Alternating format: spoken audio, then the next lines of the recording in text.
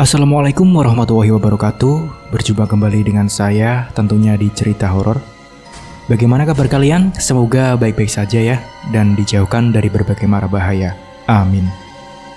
Nah, bagi kalian yang belum subscribe, silahkan subscribe terlebih dahulu supaya tidak ketinggalan cerita-cerita seram selanjutnya. Nah, di video kali ini saya akan membawakan cerita.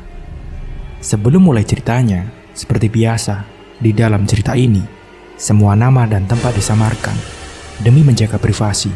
Langsung saja, seperti apa ceritanya? Simak video ini sampai habis. Daripada penasaran, tak usah kelamaan lagi, kita masuk ke ceritanya.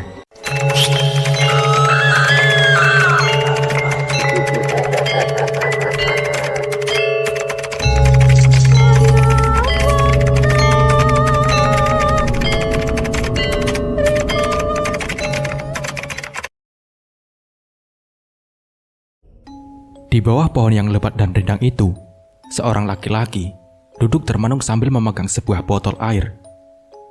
Pandangannya tampak kosong, menatap bayangan dirinya sendiri yang terpantul dari genangan air bekas hujan di ceruk jalanan. Rambutnya rapi tersisir ke belakang. Usianya baru menginjak 27 tahun. Laki-laki berkulit putih itu bernama Leo, laki-laki malang yang hidupnya kurang beruntung. Anak tunggal yang sejak menginjak SMA, sang ayah sudah meninggal dunia, dan beberapa tahun setelah hari kelulusannya, ibunya menyusul, membuatnya tidak memiliki siapa-siapa lagi. Hidup dalam kesepian dan harus bertahan mencukupi kebutuhannya sendiri. Dahulu, ia seorang pengusaha di bidang makanan, tapi semuanya harus lenyap seketika saat seseorang membawa kabur uang miliknya. Sedangkan masih banyak tuntutan yang harus ia penuhi. Karyawan-karyawan perlu ia bayar, padahal kerugian di pihaknya juga amat besar. Sampai akhirnya, di tengah situasi yang pelik itu, ia terpaksa meminjam uang ke bank yang justru membuat dirinya semakin kesusahan. Uangnya tak cukup untuk menopang usahanya, yang memerlukan banyak biaya. Sampai akhirnya, semua usaha yang ia bangun bertahun-tahun harus gulung tikar. Tak ada modal untuk memulai dari awal, menjadikan dirinya menjadi seorang pengangguran. Padahal di saat itu, ia juga sudah menikah dengan seorang perempuan idamannya. Bahkan, mereka sudah memiliki seorang anak berusia 2 tahun. Keadaan semakin memburuk, sudah jatuh tertimpa tangga. Di tengah kesulitannya mencari pekerjaan baru, para penagih hutang mulai mendatanginya. Ia mulai pontang-panting, semua temannya tidak ada yang membantunya. Setiap kali Leo datang dan meminta bantuan, mereka selalu bilang sibuk dan tidak ada waktu. Leo benar-benar ditinggal sendirian oleh teman-temannya. Tak ada yang peduli saat ia sedang terpuruk.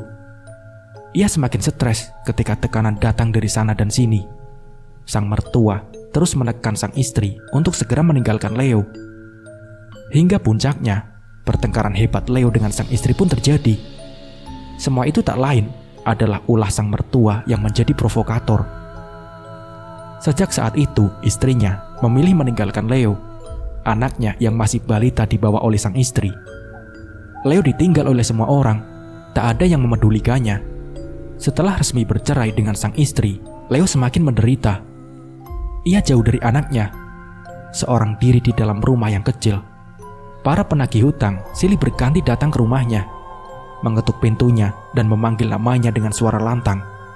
Padahal untuk makan sehari-hari saja, Leo sudah pas-pasan. Di tengah keputusan itu, datang semua ide gila di pikirannya. Seorang teman memberikan saran. Sebuah tempat yang disebut dengan Gua Stonggo menarik perhatiannya. Hingga akhirnya, Leo memilih meninggalkan rumah, menghilang ke tempat yang dimaksud tersebut temannya itu. Dan singkat cerita, sudah 3 hari Leo menghilang. Ia meninggalkan rumahnya dan pergi ke tempat yang sangat jauh dari perkotaan. Sebuah pedesaan di kaki gunung. Ia tinggal di sebuah rumah anyaman bambu sederhana. Hampir tidak mungkin para penagih hutang datang ke sini. Keberadaannya sulit ditemukan. Malam itu, dirinya masih duduk merenung di bawah pohon besar, di atas sebuah akar besar yang berlumut, berhadapan dengan sebuah jalan tanah yang mengarah ke pemukiman penduduk. Sesekali, warga desa yang membawa rumput dan kayu bakar lewat menyapa Leo. Cahaya lampu minyaknya sekilas menyinari wajah Leo, yang terbenam dalam gelapnya malam saling bertukar senyum seperti warga desa pada umumnya. Dari seberang jalan, sebuah rumah anyaman bambu berdiri. Dari luar, Leo bisa melihat remang-remang lampu minyak yang berwarna oranye. Dari dalam rumah sederhana itu, seorang pria tua keluar. Kemudian, ia berjalan mendekat ke arah Leo. Pria tua itu berpakaian serba hitam dengan rambut panjang dan janggut yang sudah putih beruban. Usianya sekitar 60 tahun ke atas.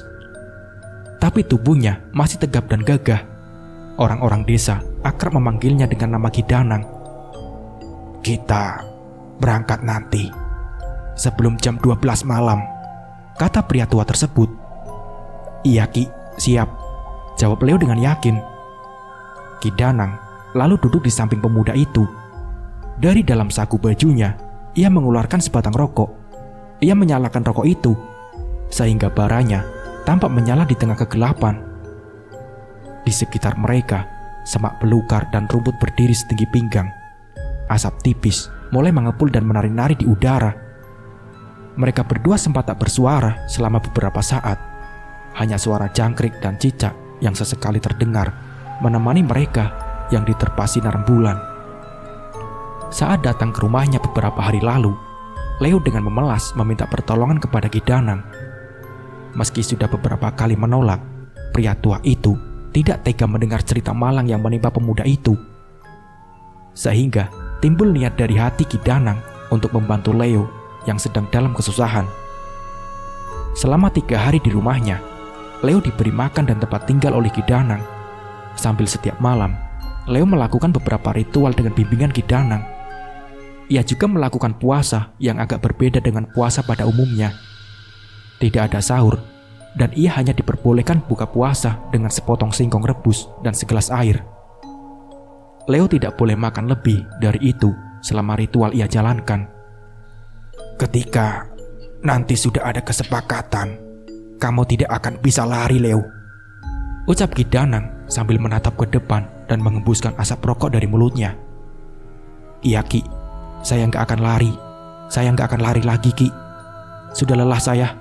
Kali ini saya mau buktikan ke mereka kalau saya juga bisa berdiri menghadapi mereka, Ki," jawab Leo. "Kamu dendam?" tanya Ki Danang. Leo menggelengkan kepala. "Saya hanya orang yang kecewa, Ki, dan nggak punya kuasa buat melawan. Saya cuma ingin tunjukkan pada mereka kalau saya juga bisa," kata Leo. Ki Danang mengangguk. Bagus. Kalau kamu sudah mantap," kata Ki Danang. Tak terasa, waktu berjalan begitu cepat. Jam sudah menunjukkan pukul 11 malam. Ki Danang bersama Leo tengah menyusun berbagai macam kembang dan dupa di atas sebuah nampan bambu. Temaram sinar lampu minyak menerangi mereka. Tak hanya kembang, ada juga telur, buah-buahan, dan air kelapa yang disiapkan. Setelah semuanya selesai, Ki Danang membuka pintu rumahnya. Pria tua itu memakai ikat kepala dengan corak batik di dahinya. Tak lama kemudian, Leo keluar dengan memakai pakaian serba hitam yang persis seperti Ki Danang pakai. Tangannya membawa sesaji yang sudah disiapkan. Mereka mulai melangkah meninggalkan rumah. Di bagian depan, Ki Danang memimpin perjalanan sambil membawa lampu minyak. Di belakangnya, Leo berjalan mengikuti sambil membawa nampan berisi sesaji. Suasana sudah amat sepi saat itu. Desa sudah terlelap dalam pekatnya malam. Warga sudah tidak ada lagi yang di luar rumah. Masing-masing berdiam di dalam rumahnya. Sedangkan mereka berdua menerobos gelapnya malam dan masuk ke dalam hutan belantaran yang lebat. Pohon-pohon besar berdiri di sekitar mereka. Suara jangkrik terus terdengar. Mereka melewati sebuah jalan setapak yang menjadi satu-satunya jalan masuk ke dalam hutan, menuju tempat yang menjadi tujuannya. Kiri dan kanannya begitu gelap, sehingga mereka hanya bisa menatap ke depan di mana cahaya lampu minyak menuntun mereka. Perjalanan mereka tidaklah dekat. Sudah hampir setengah jam, mereka belum kunjung sampai. Aliran sungai sampai jalanan menanjak sudah mereka lewati. Hawa dingin pun kian terasa menusuk tulang. Tapi tak ada waktu bagi mereka untuk beristirahat. Meski sudah tua, Ki Danang sama sekali tidak mengeluh. Ia sudah terbiasa dan hafal betul jalan kecil ini. Hingga pada akhirnya, perjalanan mereka membuahkan hasil. Sampailah mereka di sebuah gua yang dingin dan lembab. Gua itu berada di sisi bawah tebing, cukup besar untuk dimasuki manusia. Akar-akar pohon bergantungan di mulut gua. Sejak sampai di sana, hawa sudah tidak enak. Inilah yang disebut dengan Gua Stonggo. Setelah perjalanan yang cukup jauh, mereka beristirahat beberapa menit di depan Gua Stonggo. Ki Danang menatap ke arah gua, memperhatikan sekitar yang gelap. Sementara binatang malam mulai bersuara dari bilik semak belukar dan pepohonan yang lebat. "Leo, sini kamu," panggil Ki Danang. Leo lalu menurut dan mendekati pria tua itu, sambil tetap memegang nampan sesaji di tangannya. Di depan gua itu, Ki Danang melakukan sesuatu kepada Leo. Sambil berdiri memegang dupa, Leo memejamkan matanya menghadap ke gua. Tangan Ki Danang mulai bergerak. Tangan kanannya menyentuh kening Leo, sedangkan tangan kirinya bergerak-gerak ke udara, seakan sedang mengumpulkan suatu energi dari tempat tersebut. Sambil melakukan gerakan ritual itu, mulutnya berkomat-kamit membaca mantra. Yang tidak ada menjadi ada, yang tak bisa menjadi bisa, dan yang tak terlihat menjadi terlihat. Setelah beberapa detik melakukan gerakan-gerakan itu, Ki Danang melepas tangan kanannya dari kening Leo dan mengusap wajah Leo dengan tangan kirinya. Setelah Leo dipersilahkan untuk membuka matanya, setelah membuka mata, pandangan Leo berbeda dari sebelumnya. Suasana gua dan hutan yang semula gelap kini berubah menjadi terang. Seakan ada cahaya yang menerangi sekitarnya, sehingga sudut-sudut gelap seperti semak dan dahan-dahan pohon yang semula gelap kini bisa dengan jelas ia lihat. Entah bagaimana caranya, seakan ada cahaya yang masuk ke dalam matanya dan menerangi pandangannya. "Kenapa jadi terang begini, Ki?" tanya Leo. "Sana, masuk," perintah Ki Danang tanpa menjawab pertanyaan Leo. "Masuk? Saya masuk ke gua?" tanya Leo lagi. Ki Danang hanya mengangguk mengiyakan. "Saya masuk sendiri?" tanya Leo. "Iya, sekarang kamu masuk ke dalam. Terus berjalan sampai jauh ke dalam. Sepanjang perjalanan, kamu akan melihat berbagai hal. Apapun yang kamu lihat dan dengar, jangan berhenti. Terus fokus ke dalam. Kamu boleh berhenti ketika kamu sudah menemukan sebuah batu yang menyerupai meja. Ada banyak bekas sesaji di sana," tutur Ki Danang memberitahu Leo. Awalnya, Leo takut. Ia sempat menelan ludah. Tapi, ia kembali ingat akan tujuannya datang ke sini. Ia ingat bagaimana orang-orang memperlakukannya, bagaimana orang-orang meninggalkannya, dan bagaimana sang istri mencampakkannya di tengah kesusahan. Sehingga rasa takut itu tidak terasa lagi. Ki Danang lalu menyalakan dupa yang ada di dalam nampan sesaji tadi. Asap dan wanginya mulai tercium.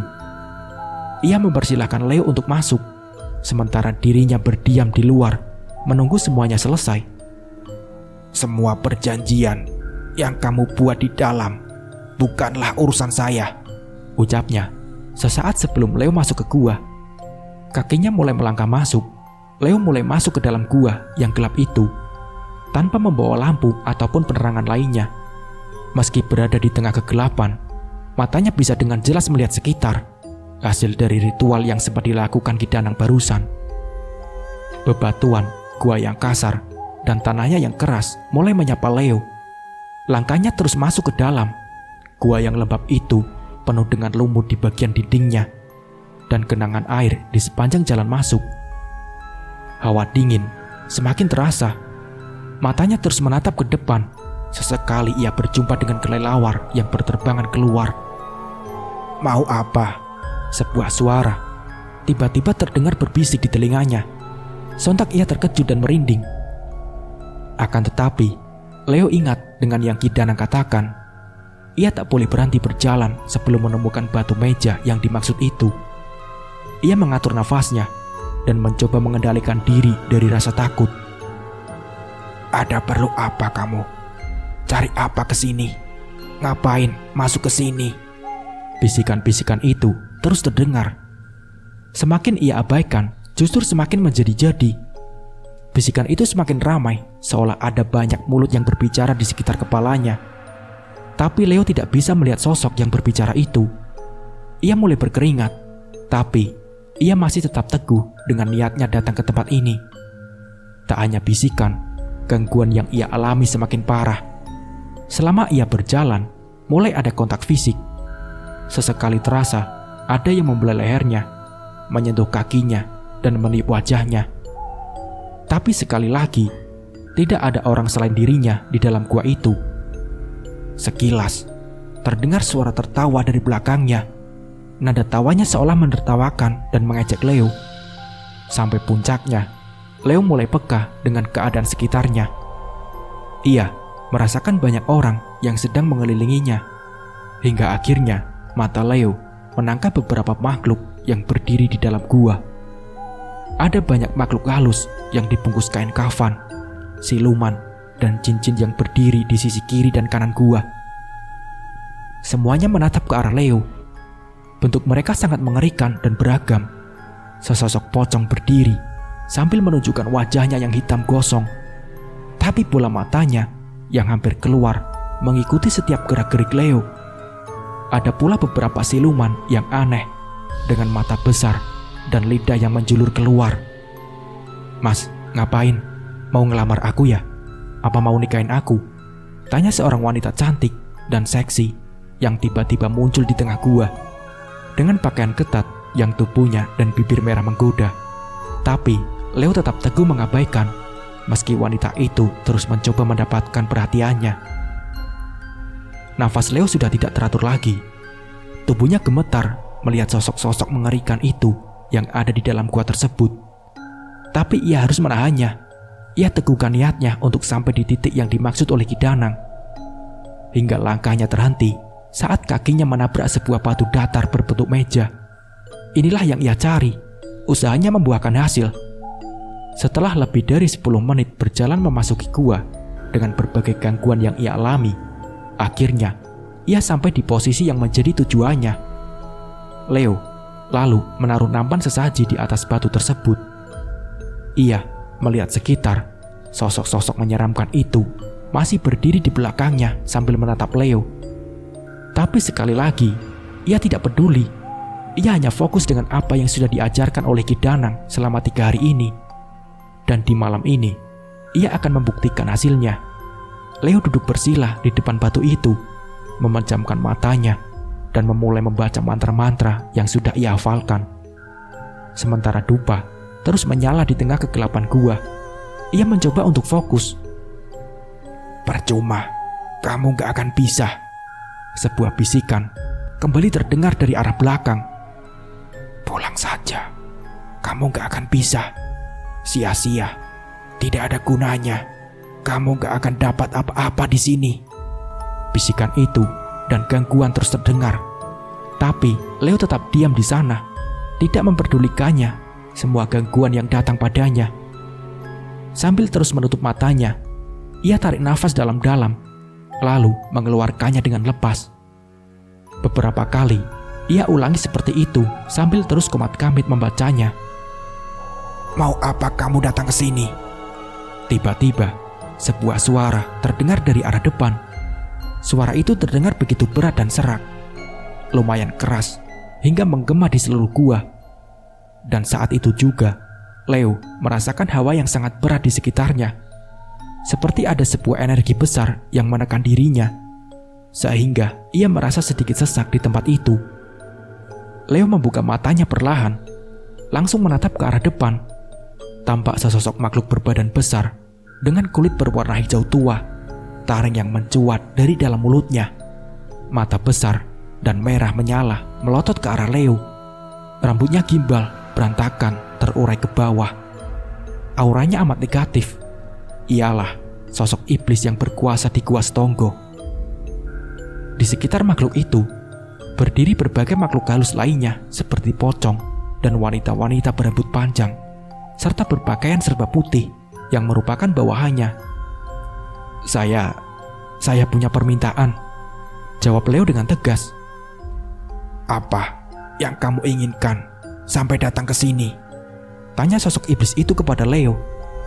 Saya ingin harta, kekayaan. Keadaan saya sudah susah.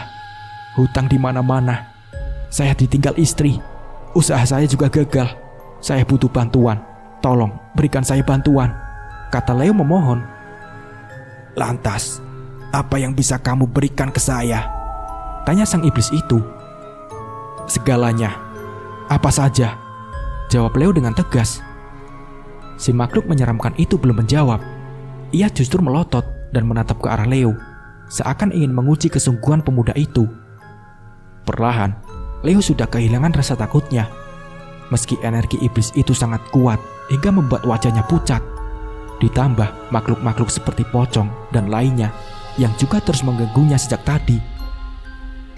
Beberapa saat kemudian, iblis itu melempar sebuah golok ke arah Leo. Besi pipi itu menghantam tanah batu gua dengan begitu sangat keras, hingga membuat suara yang begitu nyaring. Hampir saja Leo terkena lemparan benda tajam tersebut. Beruntung, ia sempat menghindar.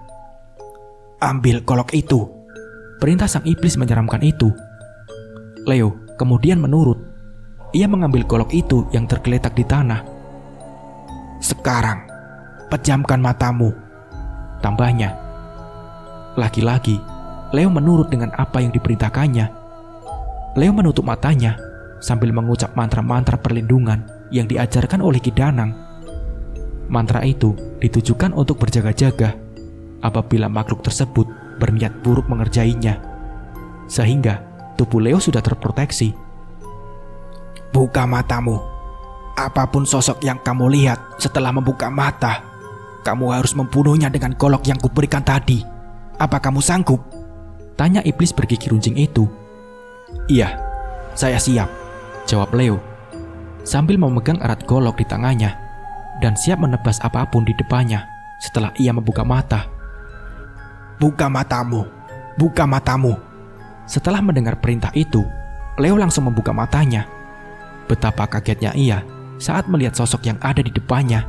Setelah ia membuka mata, ia melihat anaknya sendiri sedang duduk di atas batu di depannya, lengkap dengan baju dan mainan yang ia belikan khusus untuknya. Kulitnya yang halus dan wajahnya yang lugu menatap ke arah Leo. Tubuh Leo bergetar hebat saat melihat anaknya yang tiba-tiba hadir di dalam gua. Sudah lama ia tidak bertemu dengan anak laki-lakinya itu. Tangannya sudah siap mengangkat golok, tapi setelah melihat apa yang ada di hadapannya, ia menurunkan kembali golok itu. Nyalinya seketika menciut. Ayah mana yang tega membunuh anaknya sendiri yang begitu lucu dan lugu. Golok itu pun akhirnya terlepas dari tangan Leo dan jatuh ke tanah. Iblis itu pun tertawa puas melihat Leo yang ciut. Ayo bunuh. Kamu tunggu apa lagi? Kamu mau kekayaan kan? Ayo bunuh dia," perintah makhluk jahat itu dengan nada keras dan penuh semangat.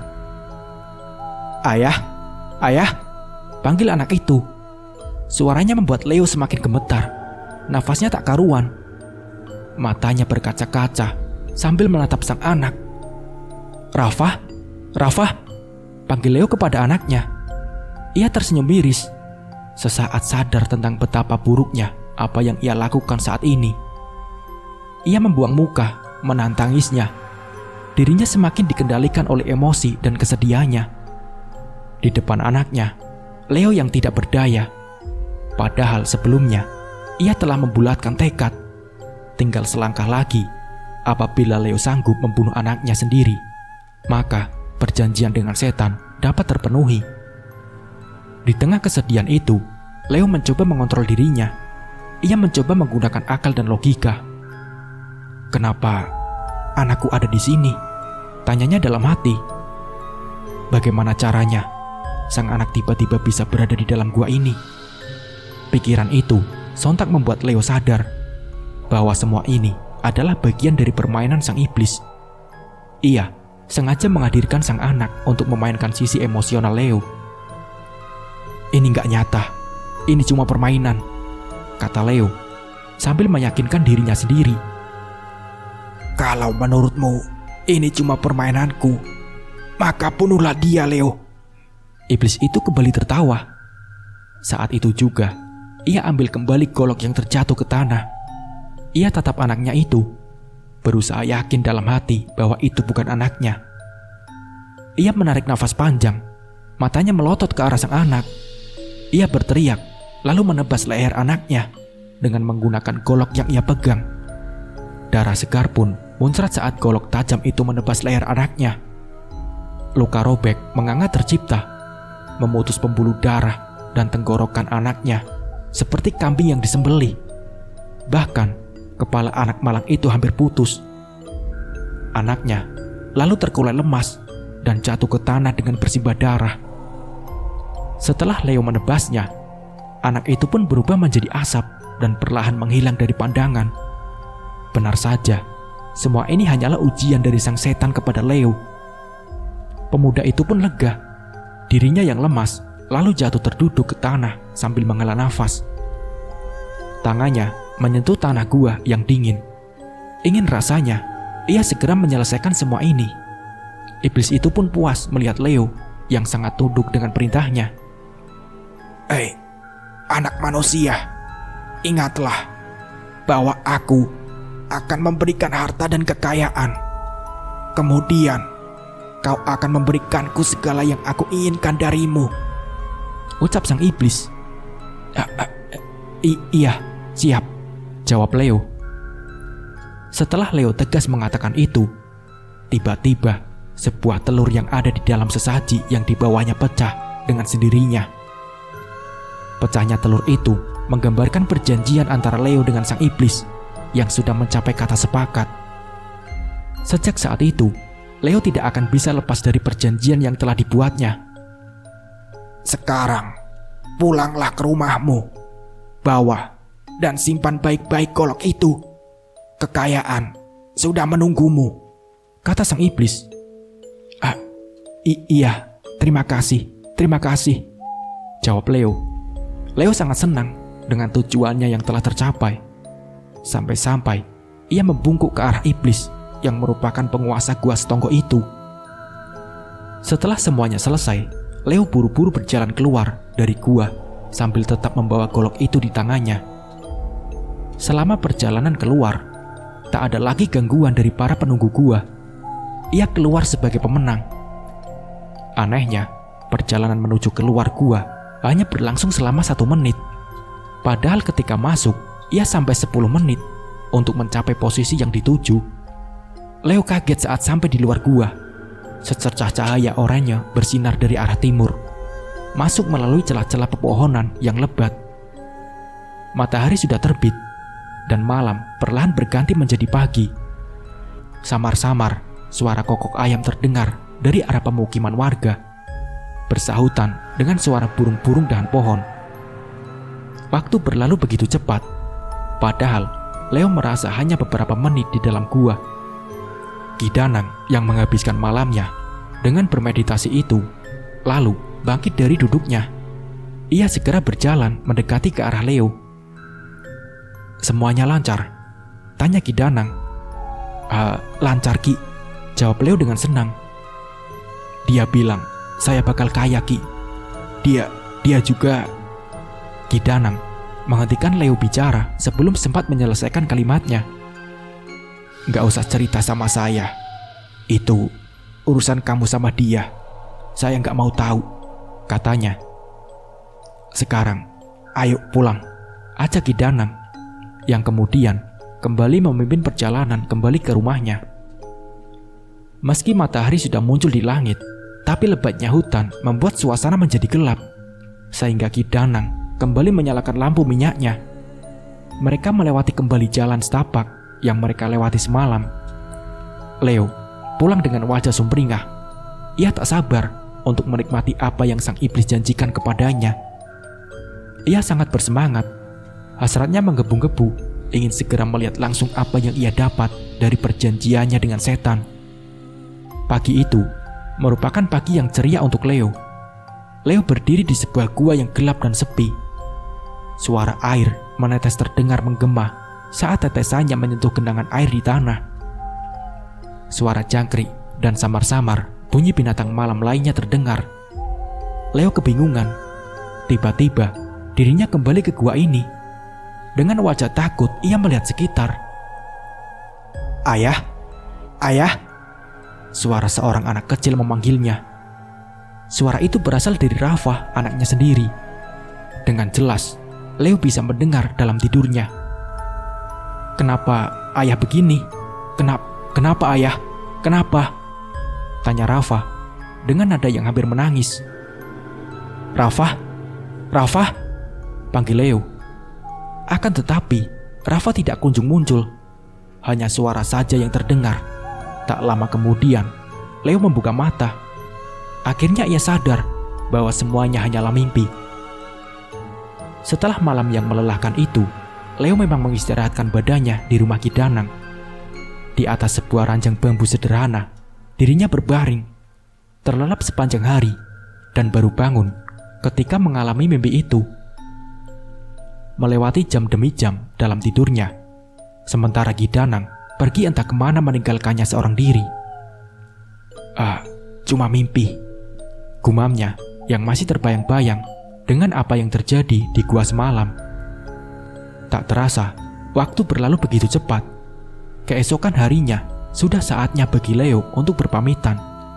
Tak ada alasan lagi baginya untuk menetap lebih lama di rumah Ki Danang. Pagi itu, ia mulai mengemas barang-barangnya. Baju-bajunya ia masukkan ke dalam tas. Ia memakai pakaiannya dengan rapi, mengenakan sepatu dan jaket, siap untuk pergi meninggalkan rumah reot yang menampungnya selama beberapa hari ini. Di luar, Ki Danang duduk sambil menghisap sebatang rokok di antara kedua bibirnya. Matanya memperhatikan ayam-ayam peliharaannya yang berwarna hitam legam. Sesekali, ia sebarkan beras ke arah ayam-ayamnya agar mereka bisa makan. Tak lama kemudian, Leo keluar dengan pakaian rapi. Ki Danang sudah tahu bahwa pemuda itu akan meninggalkannya hari ini. Leo duduk di samping Ki Danang. Pria tua itu menoleh dan tersenyum ke arahnya. "Apa kamu sudah?" tanya Ki Danang. "Sudah, Ki. Saya harus pulang," kata Leo. Ki Danang mengangguk. "Pulanglah sana. Banyak yang menunggu kamu di kota," ujar pria tua itu sambil membuang asap rokok dari dalam mulutnya. "Ki, terima kasih banyak ya atas semuanya," ucap Leo. "Setelah apa yang Ki Danang berikan ke saya, makanan, tempat tinggal, sampai bantu urusan saya, semuanya belum bisa saya balas sekarang, Ki," ucap Leo lagi. "Tidak apa-apa," jawab singkat Ki Danang. "Sebenarnya saya nggak mau pergi, Ki. Saya nyaman di sini, di desa ini. Rasanya tenang dan tentram. Apalagi saya bisa ketemu sama orang baik seperti Ki Danang." Leo kembali bicara. Ki Danang menoleh dan menatap Leo. "Kamu bisa main ke sini kapan-kapan. Yang penting, sekarang kamu pulang dan kamu selesaikan urusan kamu di kota. Kalau ada apa-apa, boleh telepon saya," ucap Ki Danang. Setelah sekian banyak terima kasih yang Leo ucapkan kepada pria itu, mereka akhirnya beranjak dan mulai berjalan meninggalkan rumah. Bersama Ki Danang, Leo diantar menuju ke gerbang desa, melewati sawah dan ladang penduduk, kemudian masuk ke dalam pemukiman yang ramai oleh rumah-rumah warga. Sesekali, penduduk menyapa mereka saat berpapasan di jalan. Hawa pegunungan terasa sejuk, ditambah ramah senyum para warga desa. Bagi Leo sendiri, selama beberapa hari ini, Ki Danang bagaikan ayah baginya. Dan kini, ia kembali menatap gerbang desa yang menjadi pertanda bahwa dirinya akan segera meninggalkan desa ini untuk kembali berkecimpung ke dalam sibuknya perkotaan. Sesampainya di gerbang desa, mereka mendekat ke sebuah saung bambu, di mana tampak beberapa orang berjaket duduk di sana dengan santainya sambil mengobrol. Di depannya, motor-motor berjajar rapi. "Ojek, Mang," kata Ki Danang. Dengan sigap, salah satu orang turun dari saung dan buru-buru memajukan motornya. Wajahnya amat senang melihat datangnya penumpang. Segera ia nyalakan motornya. Suara mesin pun mulai terdengar dan asap tipis keluar dari knalpotnya. Leo lalu naik ke jok belakang motor tersebut. "Jaga dirimu baik-baik ya," ucap Ki Danang mengucapkan pesan terakhirnya kepada pemuda itu. "Iya Ki, baik. Terima kasih atas semuanya," balas Leo. "Jalan Mang, sampai jalan raya ya," ucap Ki Danang. Setelah itu, motor pun mulai melaju meninggalkan gerbang desa itu, membawa Leo di belakangnya. Ki Danang masih berdiri di posisinya semula, menatap Leo yang perlahan berjalan menjauh meninggalkannya. Pelan-pelan mulai hilang melewati tikungan. Dalam diamnya, mata Ki Danang melihat sesosok perempuan yang tak kasat mata, berbaju putih dan berambut panjang selutut yang terbang mengikuti Leo dari belakang. Hanya dirinya yang bisa melihat. Pria tua itu menghela nafas, kemudian berjalan pergi, masuk kembali memasuki gerbang desa. Singkat cerita, Leo menumpang sebuah bus antar kota untuk sampai kembali ke kota asalnya. Selama beberapa jam, dirinya duduk melewati jalan-jalan yang menghubungkan antar daerah. Sepanjang jalan, dirinya menatap hijaunya sawah melalui jendela dan megahnya pegunungan yang berdiri di kejauhan sana. Di atas aspal yang halus itu, bis berjalan tanpa halangan. Angin sepoi-sepoi masuk dari jendela yang terbuka sedikit. Pelan-pelan Leo terlelap, tertidur bersandar di kursi bis yang nyaman. Membiarkan bus itu membawanya ke tempat tujuan. Tak terasa, waktu berlalu begitu cepat. Setelah sampai di terminal tujuan, Leo naik kendaraan umum untuk sampai di rumahnya. Beberapa menit dalam perjalanan, akhirnya ia tiba dan melihat sebuah rumahnya penuh dengan debu yang tak terurus. Sedangkan di sampingnya, rumah tetangga berdiri megah dengan mobil-mobil dan halamannya yang hijau. Leo mulai melangkah mendekat ke rumahnya, melewati halaman depan yang kotor dan penuh dedaunan kering, sehingga menimbulkan bunyi ketika menginjaknya. Ia menatap garasi mobil yang hampir semua isinya sudah ia jual. Rumah ini merupakan rumah minimalis di salah satu perumahan di kota, dengan 2 lantai dan 3 buah kamar tidur yang Leo beli sekitar 4 tahun lalu. Kaki Leo menginjak lantai rumah. Matanya tertuju ke arah meja kecil yang ada di pelataran. Terdapat berbagai kertas di atas meja itu. Satu persatu, kertas itu ia ambil. Ia pun sadar bahwa kertas itu berasal dari para penagih hutang yang datang selama dirinya pergi meninggalkan rumah. Kertas bertuliskan ancaman dan peringatan untuknya. Dengan kesal, Leo merobek-robek kertas itu dan melemparnya ke sembarangan arah. "Anjing!" bentaknya sambil menendang meja. Dan anehnya, meja yang ia tendang itu seketika roboh langsung. Meja yang terbuat dari kayu berkualitas tinggi seketika parah. Bahkan Leo pun sampai kaget. Tangan Leo lalu memegang gagang pintu yang penuh dengan debu, lalu membuka pintu tersebut. Kakinya mulai melangkah ke dalam rumah yang sudah berantakan. Begitu sepi karena sang istri mendapat hak asuh anaknya. Ia lempar tasnya ke atas sofa. Buru-buru dirinya mendekat ke sebuah kulkas. Sayangnya, ketika kulkas itu dibuka, tidak ada apa-apa di dalam sana. Bahkan air mineral pun tidak ada. Leo lalu menutup kembali kulkas itu dengan membantingnya. Suara dering handphonenya tiba-tiba terdengar dari arah kamarnya. Ia buru-buru berlari ke dalam kamar. Sudah berhari-hari, handphone itu ia tinggal di dalam kamar. Ia buka laci dan segera menyalakan layarnya. Deretan pesan masuk dan panggilan tak terjawab memenuhi layarnya. Satu persatu ia membacanya. Rata-rata berasal dari bank dan para penagih hutang. Leo duduk di atas kasur dan fokus menggeser-geser layar, melihat semua notifikasi di handphonenya. Sampai akhirnya terdapat sebuah pesan yang membuat Leo begitu tercengang. Sebuah pesan dari kerabatnya yang berbunyi, "Leo, anakmu meninggal." Bunyi tulisan itu. Leo begitu terkejut dengan kabar mendadak itu. Ia semula tidak percaya. Ia berharap pesan itu salah kirim. Layar handphone terus ia usap-usap ke bawah, melihat berbagai notifikasi yang masuk. Tapi ia pun sadar, yang memberinya kabar adalah salah satu kerabat yang ia percaya. Leo berjalan cepat keluar kamar. Dirinya tidak tenang. Wajahnya cemas dan nafasnya tak teratur. Jari-jarinya yang bergemetar terus bergantian menyentuh layar handphone. Dan sampai akhirnya, ia menyandarkan dirinya di sofa yang penuh debu dan sarang laba-laba. Ia coba menelepon salah satu kerabatnya yang bisa ia percaya. 1 menit handphone itu ia tempelkan di telinga. Belum ada jawaban. Dengan harap-harap cemas, ia menunggu seseorang mengangkat teleponnya. Siapa saja, sehingga ia bisa tahu apa yang sebenarnya terjadi. Di tengah kegelisahannya, seseorang mengangkat teleponnya. Terdengar suara dari seberang sana. "Halo, Nanda?" tanya Leo. "Leo?" sapa seseorang dari dalam telepon. "Nan, kenapa Nan? Rafa kenapa?" tanya Leo panik. Laki-laki bernama Nanda itu tidak menjawab. Dirinya diam beberapa detik setelah Leo bertanya. "Dari mana aja kamu, Leo?" Nanda justru bertanya balik. "Anakmu meninggal. Rafa meninggal," ucapnya memberitahu. Mendengar itu, Leo pun shock bukan main. Badannya semakin gemetar, matanya berkaca-kaca. Nafasnya terengah-engah. Ia cengkram handphone itu kuat-kuat. "Jangan bercanda kamu. Jangan main-main," kata Leo.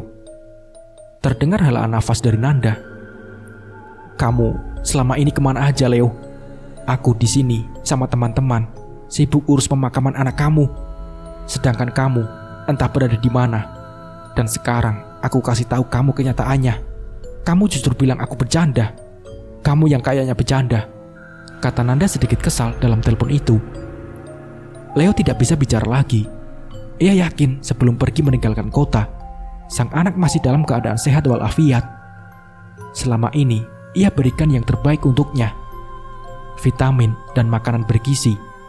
Hanya agar sang anak bisa tumbuh dengan sehat. Tak sedikit pun, ia menyangka kalau anaknya semata wayangnya harus meninggal mendadak. Dalam diamnya, tiba-tiba, suara Nanda membuatnya tersadar. "Sekarang, kamu mau gimana?" tanya Nanda. "Kamu lihat pesan-pesan di telepon kamu," tambahnya. "Iya Nan, pesan-pesan aku isinya ucapan duka cita," ucap Leo dengan suara bergemetar akibat menahan tangis. "Aku jemput kamu sekarang juga. Kamu di rumah kan?" tanya Nanda. "Iya, aku di rumah," jawab Leo singkat. Setelah itu, Nanda mematikan teleponnya. Leo yang sudah lemas lalu melepas telepon dari telinganya. Lalu ia taruh handphonenya begitu saja di atas sofa. Ia tatap langit-langit, matanya kosong, wajahnya tanpa ekspresi. Tapi bulir-bulir air mata siap jatuh membasahi pipinya. Pikirannya mulai tak karuan. Selama ini, sang anak memang diasuh oleh ibunya. Ia jarang sekali bertemu dengan anaknya, karena sang mertua yang selalu mempersulit setiap kali ia mau bertemu. Kini, tiba-tiba saja, ia mendengar kabar yang memilukan. Rafa, panggilnya dengan nada lirih. Ia terus terbayang akan anaknya, memikirkan bagaimana anak kecil itu harus meregang nyawa tanpa sepengetahuannya. Ia menyesal meninggalkan kota dan menghilang tanpa kabar, sehingga dirinya tidak ada di samping sang anak ketika hendak meninggalkan dunia ini. Air matanya mulai menetes membasahi pipi. Suara tangisannya yang pilu terdengar mengisi ruangan yang sunyi itu. Leo kian terpuruk di tengah kesepian dan berbagai masalah hidup yang menimpanya. Setengah jam kemudian, sebuah mobil berwarna hitam berhenti tepat di rumah Leo. Kendaraan itu terparkir di pinggir jalan komplek. Dari dalam mobil, Nanda keluar dengan setelan kemeja biru muda dan celana hitam. Ia berjalan mendekat ke arah rumah Leo. Pria berusia 25 tahun itu tampak serius sambil sesekali melihat jam tangannya. Sesosok perempuan tak dikenal memakai gaun putih berdiri di depan rumah Leo. Nanda mendekati lalu menyapanya. "Permisi Mbak," ucap Nanda ketika berjalan melewati dengan wajah bingung. Kemudian ia melangkahkan kakinya ke pelataran rumah Leo. Leo, panggilnya dari depan pintu. Tapi tidak ada jawaban dari dalam. Ia menoleh ke arah perempuan tadi. "Mbak, ini ada orangnya nggak ya?" tanya Nanda. Tapi perempuan itu tidak menjawab dan tetap berdiri membelakanginya. Nanda mencoba membuka pintu itu, ternyata tidak dikunci. Ia memutuskan untuk masuk ke dalam rumah yang penuh debu itu. Begitu masuk ke dalam, matanya mendapati Leo sedang terduduk lemas di sofa dengan wajah sedih dan pipi yang telah basah dengan air matanya. Nanda bisa mengerti dengan apa yang temannya hadapi. Ia melangkah mendekat, kemudian duduk di samping Leo. "Kita ke makam sekarang," ajaknya kepada Leo. Dengan lemas, kepala Leo menoleh ke Nanda. "Anak aku beneran meninggal, Nan?" tanyanya. Nanda membuang muka, enggan menjawab pertanyaan yang sudah berkali-kali ia jelaskan di telepon. "Iya, anak kamu meninggal," jawab Nanda singkat sambil menganggukkan kepala. Ia biarkan Leo beberapa saat mengendalikan emosinya. Lalu, sekitar 10 menit berlalu, mereka bersama-sama meninggalkan rumah. Leo sudah cukup kuat untuk bangkit dan berjalan keluar. Nanda memastikan rumah temannya itu sudah aman dan terkunci rapat. Dan setelah melangkah keluar, ia teringat dengan perempuan yang berdiri di depan rumah Leo. Sekarang, perempuan misterius itu sudah tidak ada. Tapi ia tak memedulikannya. Segera ia bawa temannya itu masuk ke dalam mobil.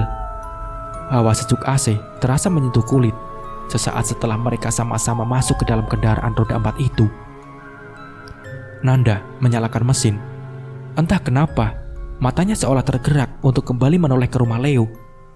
Dan di sana, perempuan itu sudah kembali berdiri di posisinya semula. Karena penasaran, Nanda bertanya, "Leo, itu siapa ya?" tanya Nanda sambil menunjuk wanita itu. Leo yang enggan bicara hanya bisa menjawab secukupnya. Gak ada siapa-siapa di sana, Nan," jawab Leo sambil bersandar lemas di kursi depan mobil dengan wajah sedih. Sadar keadaan temannya yang sedang berduka, ia memutuskan untuk tidak memperdulikan perempuan misterius itu. Segera, ia injak pedal gas dan melanjutkan mobilnya melewati jalan komplek yang kasar. Sesekali, mereka bertemu dengan polisi tidur, sehingga mobil mereka sedikit berguncang dan harus berjalan pelan. Setelah melewati portal keluar, barulah mereka bertemu jalan raya. Nanda pun mulai memacu mobilnya dengan lebih cepat lagi. Setelah melewati perjalanan yang agak jauh, mereka berpindah dari jalan raya ke jalan kecil yang terhubung ke pemukiman warga yang padat penduduk. Rumah-rumah berdiri saling berhempitan, dan jalan yang mereka lewati hanya cukup untuk satu mobil. Bila ada kendaraan dari arah berlawanan, maka salah satu dari mereka harus mengalah. Beberapa meter masuk ke dalam, akhirnya mobil mereka berhenti di lahan parkir salah satu tempat pemakaman umum. Leo yang sampai dan melihat sekitar merasa tak siap. Ia tak siap dihadapkan dengan suasana ini. Teringat bagaimana dahulu ia kehilangan kedua orang tuanya. "Ayo, turun," ajak Nanda. Mereka berdua keluar dari mobil. Setelah memastikan mobilnya terkunci dengan aman, Nanda memandu Leo untuk masuk ke dalam area pemakaman. Ia melangkahkan kakinya di depan Leo untuk menunjuk arah. Berpijak dengan jalanan kecil berbahan batu yang dibuat memanjang membelah area pemakaman. Dari belakang, Leo mengikuti. Nanda berbelok arah, berjalan menuju sebuah makam baru yang berada di bawah pohon rindang. Tampak dua orang perempuan yang memakai kerudung abu-abu tengah berada di sana sambil membaca doa-doa. Nanda dan Leo terus bergerak menginjak tanah merah yang lembek khas pemakaman. Mereka sampai di depan makam. Leo melihat dua orang perempuan yang sedang berdoa itu. Dialah mantan istri dan juga mertuanya. "Risa?" panggil Leo. Tapi setelah melihat wajah Leo, sang mantan istri memalingkan wajahnya dan enggan untuk melihatnya. Melihat respon negatif dari sang mantan, Leo kemudian menolehkan pandangannya ke arah papan kayu yang tertancap di makam. Tertulis di papan kayu itu, Rafa Alvanda, nama anak sematawayangnya. Apa? Dengan wajah tak percaya, Leo menatap nisan itu. Leo yang lemas lalu jatuh berlutut di hadapan makam anaknya. Celananya yang bersih seketika kotor terkena tanah merah yang lembek. Air matanya kembali mengalir. Ia kacau sekacau-kacaunya. Rafa, Rafa. Dalam tangisnya, ia panggil nama sang anak berulang kali. Namun tak ada gunanya. Sang anak telah terbaring tak bernyawa di bawah gundukan tanah yang dingin itu. Taburan bunga masih terlihat segar di atas makam, dan bau air mawar masih tercium pekat. Leo meremas tanah kuburan itu sambil menundukkan kepalanya. Air matanya kian membasahi tanah kebur itu. Tangan kirinya mengulas papan kayu yang bertuliskan nama anaknya. Nanda menjaga jarak, membiarkan temannya sesaat larut dalam kesedihan. Sementara tepat di hadapannya, sang mantan istri melirik Leo dengan tatapan kesal, seolah tidak senang dengan keberadaannya di sini. Apalagi ibu mertuanya, wajahnya begitu jijik melihat Leo, seakan laki-laki itu amat hina di mata mereka. Setelah beberapa saat, Leo bisa mengendalikan dirinya, meski masih amat sakit luka dalam hatinya melihat kenyataan anaknya meninggal dunia. Ia berusaha tabah dan kuat. Nanda memberikan sebungkus plastik berisi bunga untuk ditaburkan. Leo segera menerimanya. "Kemana aja kamu?" tanya Risa mantan istrinya. Aku ada urusan," jawab singkat Leo, yang bahkan untuk menatap wajah mantan istrinya saja tidak berani.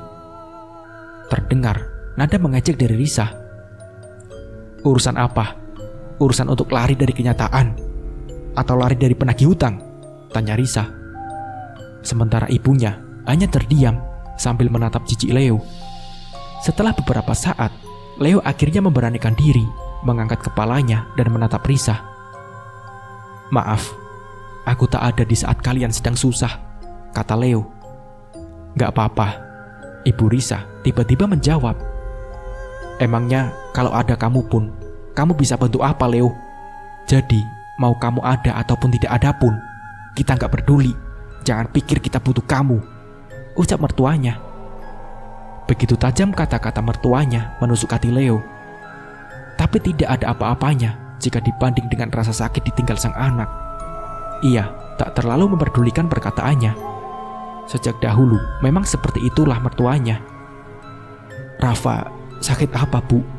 tanya Leo pada sang mantan. "Gak ada sakit, dia demam malamnya. Terus paginya meninggal. Padahal sorenya dia masih main sama aku," jawab Risa dengan wajah sedih. Leo sedikit bingung dengan jawaban Risa. Bagaimana anaknya bisa semudah itu meregang nyawa? Hanya karena demam, anaknya bisa langsung meninggal. Demam macam apa itu?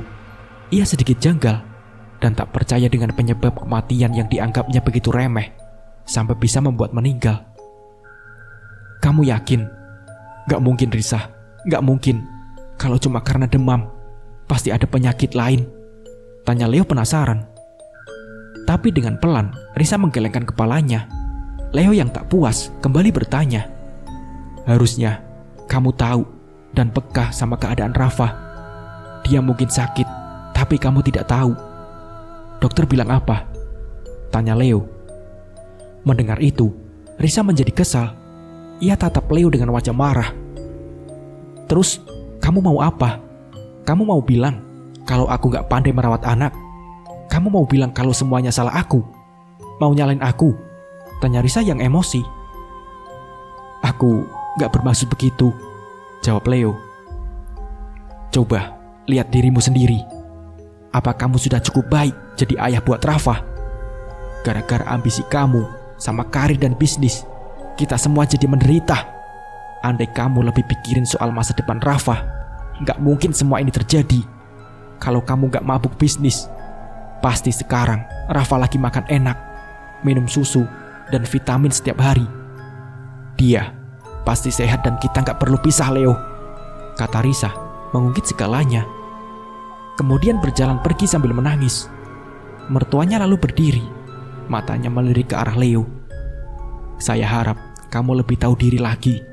Sekarang Rafa sudah tidak ada, dan tak usah kamu ketemu kita lagi," ucap mertuanya. Kemudian berjalan pergi meninggalkannya. Langkahnya sedikit terburu-buru mengejar anaknya yang sudah jauh di depan sana. Nanda yang sejak tadi hanya menonton lalu berjalan mendekat.